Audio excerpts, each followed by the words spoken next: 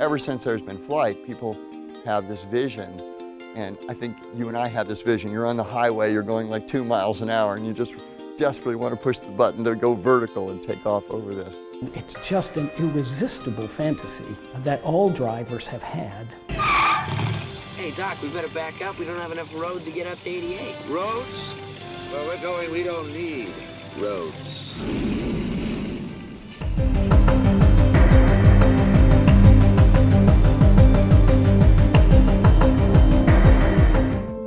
We've always looked to the stars. They guide us, give us comfort, help us find our way. We see ourselves out there. When we look up, it inspires us. And we long for something we don't yet know. We yearn to go there. So, we venture forth. We choose to go to the moon in this decade and do the other thing, not because they are easy, but because they are hard. Because that goal will serve to organize and measure the best of our energies and skills. Tranquility Base here. The Eagle has landed. It's one small step for man, one giant leap for mankind. The exploration of space will go ahead, whether we join in it or not.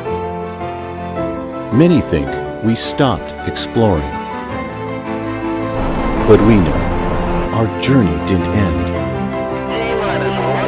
We've only just begun.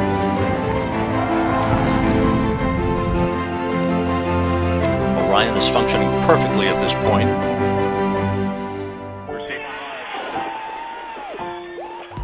The next chapter of Martian exploration is being written right now at NASA's Jet Propulsion Laboratory in Southern California. Inside a massive clean room, the Mars 2020 rover has been carefully built alongside hardware that will deliver it safely to the Martian surface.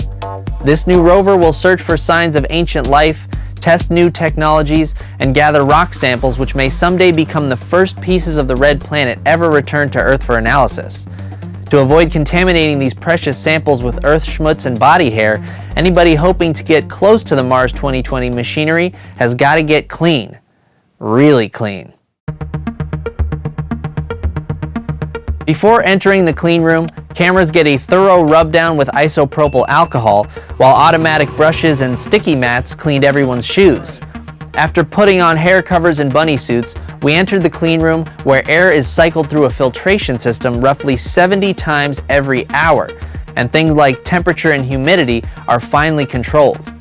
Here we find the star of the show, the 2020 Mars rover, packed with high-tech instruments to help us explore and study the Martian environment. At the very top, we have the SuperCam instrument, which is a follow-on to the ChemCam instrument. It's a very high-powered laser that we can focus at a rock up to 12 meters away. We have analyzers on there, spectrum analyzers, and they can tell us what the chemical composition is of that rock. On the end of the arm, we actually have a core, a rock core, that has the ability to core into a rock and remove a sample. Then when we're done collecting the sample, we will then stick it on another arm. Then that will take it inside the vehicle, and it'll take some real close-up images of the sample. And if we deem it worthy of possible return to Earth, we'll stick it in basically a sample tube. It'll seal it. If we have enough interesting samples, they'll send another spacecraft up to collect those samples at a later. And the name of this mission is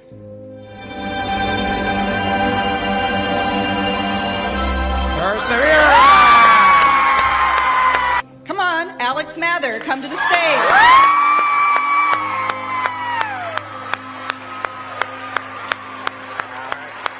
Curiosity, insight, spirit, opportunity. If you think about it, all of these names of past Mars rovers are qualities we possess as humans. We're always curious and seek opportunity. We have the spirit and insight to explore the moon, Mars, and beyond. But if rovers are to be the qualities of us as a race, we missed the most important thing: perseverance. We as humans evolved as creatures who could learn to adapt to any situation, no matter how harsh. We are a species of explorers, and we will meet many setbacks on the way to Mars. However, we can persevere. We, not as a nation, but as humans, will not give up. The human race will always persevere into the future.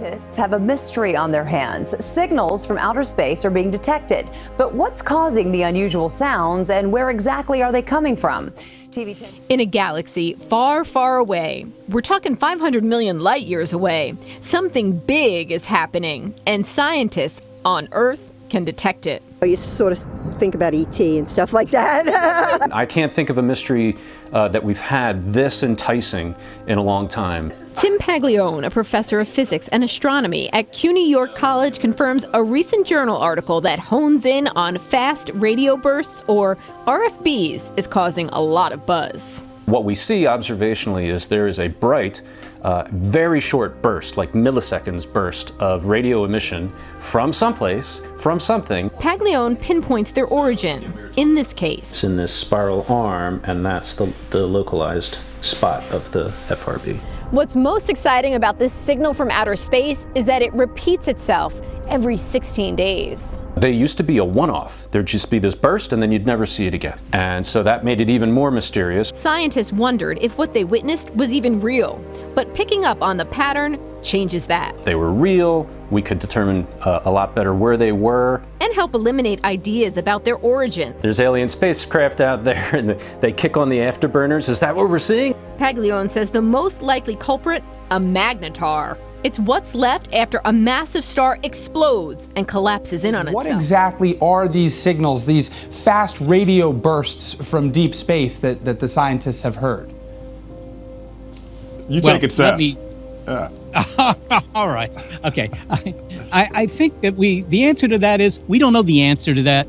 All we know is what the signals look like or sound like if you're kind of into audio, right? They're called fast radio bursts because astronomers are very unimaginative when it comes to naming anything. So they're a bit of radio noise that goes right down the radio dial. It's like a slide whistle. If you could hear it, it would be like that, but in a tenth of a second or less, an eye blink.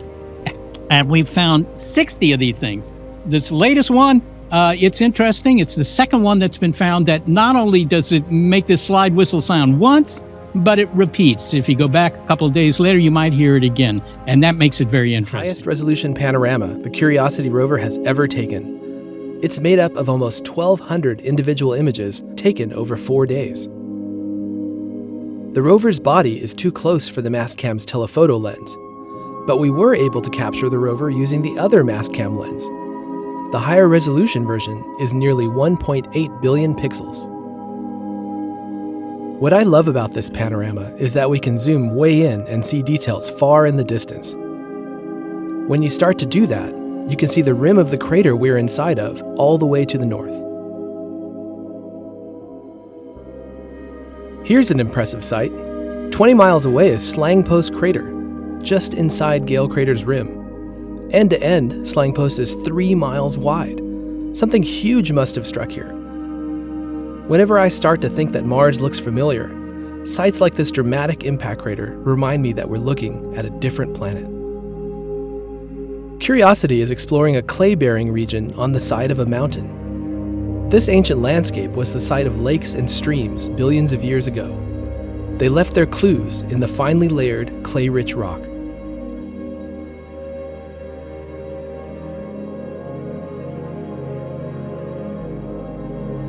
This crumbling cliff is the edge of the Green Hue Pediment.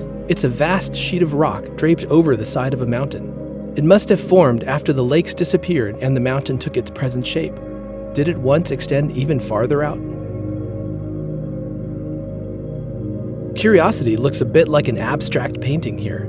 That's because this is a 360-degree perspective. The image is warped, like looking through a fisheye lens. You can make out some amazing details on the rover itself. This is the shadow of Curiosity's mast. Here's RAD, an instrument that detects radiation from the sun and space. Thanks to RAD, we have a better idea of how to protect future astronauts on Mars. The 2020 rover's design builds on the success of the Curiosity rover, which landed on Mars back in 2012 and is still exploring the red planet to this day. On Curiosity, we actually had some problems with the wheels where they were a little too soft and they actually are starting to get torn up. So these wheels are a complete redesign, a little heavier gauge metal, and they're designed to be able to withstand the rigors of such a heavy vehicle on Mars. The 2020 rover will also be testing new technologies in the thin Martian atmosphere, including a first-of-its-kind lightweight helicopter and an experimental method for making oxygen out of atmospheric carbon dioxide, both of which could be very useful in planning future Mars missions. Of course, all this delicate equipment needs to touch down on the Martian surface in one piece, and that's where the cruise stage and the descent stage come in. Similar in design to those used with the Curiosity rover, the cruise stage will bring the rover from the launch vehicle to the Martian atmosphere, and the descent stage will bring the rover down to the Martian surface.